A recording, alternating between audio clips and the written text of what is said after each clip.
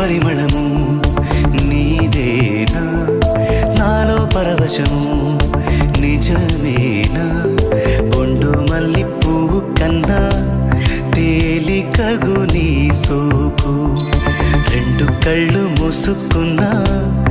లాగు మరి నీ వైపు సొగసును చూసి పాడగా ఎలా కనులకు